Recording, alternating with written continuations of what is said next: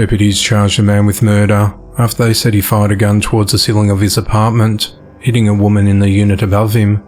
It happened at 9:15 a.m. on the 18th of October at an apartment complex in the 300 block of Hawk Ridge Drive in Clemmons, North Carolina. Forsyth County Sheriff's Office said they found a woman dead in a third-floor apartment. Investigators said a second-floor tenant, 20-year-old Amonte Jones, fired his gun at the ceiling during a domestic fight. They said the woman in the upstairs unit was hit in the right side of the torso, and she died from her injuries. She was found on the floor of the bedroom, directly beside the bed, partially covered with a blanket and a pillow. The woman was later identified as Alia Bilala. Deputies said this was not a random act of violence. Amonte was arrested and charged with murder, discharging a firearm within an enclosure, and felony discharging a weapon into an occupied dwelling. He's held at the Forsyth County Jail without bond. 26-year-old Joran Charles Lee is behind bars after being accused of fatally choking his 22-year-old common-law wife, Nancy Reed, during a dispute about the ways she disciplines their children. He's also been questioned into the disappearance of another child, which has since turned into a homicide investigation. At around 8:30 p.m. on the 18th of October, the authorities responded to a call from Nancy regarding a custody battle between the couple in an extended stay hotel located at 525 Bay Area Boulevard in Houston, Texas. Officers said that when they arrived at the scene, they talked to the couple and were able to settle their dispute without any incident or injury. Later that night, the authorities said they received a call from Joran at around 10:30 p.m. on a report of an assault. Deputies arrived back at the scene and found Nancy unconscious on the floor. Although CPR was administered, Nancy passed away after suffering trauma to her neck.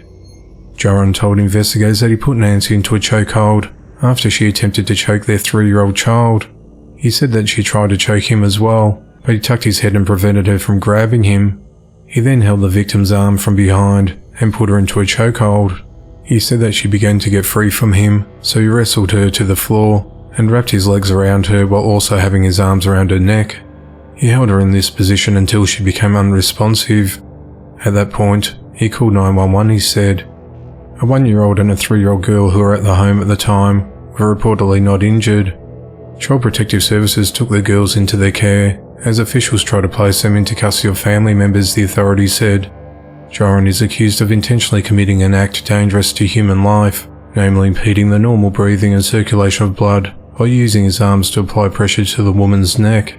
Joran is charged with murder, and his bond has been set at $250,000. Following Joran's arrest, an investigation is underway into his other daughter, 2-year-old Nadia Lee, who disappeared on the 16th of October, and the authorities believe she is no longer alive. Police said that Nadia was last seen at Joran's Pasadena, Texas apartment, located in the 300 block of South Ritchie Street, and was not present with the other 2 children at the time of Nancy's killing, and despite a large search being conducted, she is nowhere to be found. Police are conducting a homicide investigation in relation to her disappearance. At a press conference held on the 20th of October, Sergeant Blake Roberts from the Houston Police Department said, "We have received information, as well as physical evidence and digital forensic evidence to determine foul play was involved, and the authorities have collected DNA from Joran's apartment." Joran told investigators that he took rubbish out at 8 p.m. on Sunday the 16th of October, and when he returned, Nadia was missing. He told investigators that he didn't report Nadia missing at the time, believing that the girl's mother Nancy took her that night.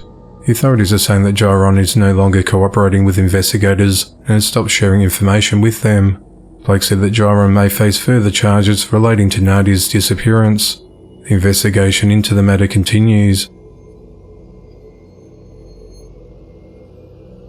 26-year-old Devin Marcellus Allen has been charged with capital murder this week in connection to the fatal shooting of his pregnant girlfriend, 27-year-old Amber Butler, which happened more than 6 months ago.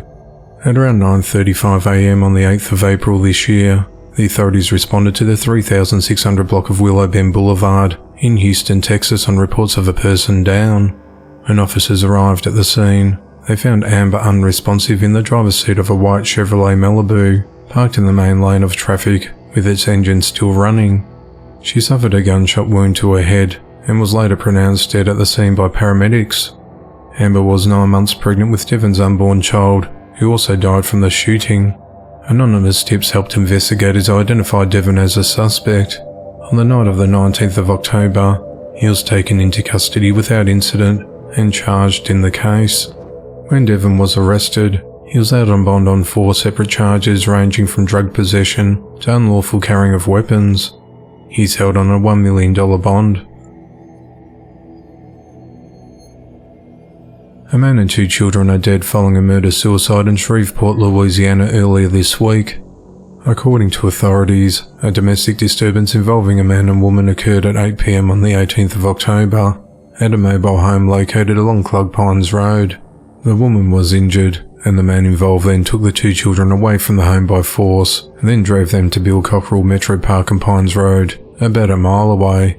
The man, later identified as 25-year-old Anthony Smith, then shot both of their children, 23-month-old Ronnie Marta and 10-month-old Lillian Marta. Police found Anthony and Lillian dead inside the car at around 9 p.m. that night. Ronnie was alive, however, and he was transported to a local hospital where he died early the following morning.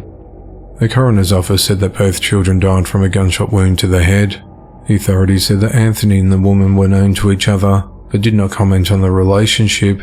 Shreveport police officer Chris Borderland said, "We never want to see violent crimes, but when you see violent crimes that are affecting small children, and in this case one of the children was less than a year old, that is a certain type of evil that's really hard to put into words, and it's very hard to comprehend," he said.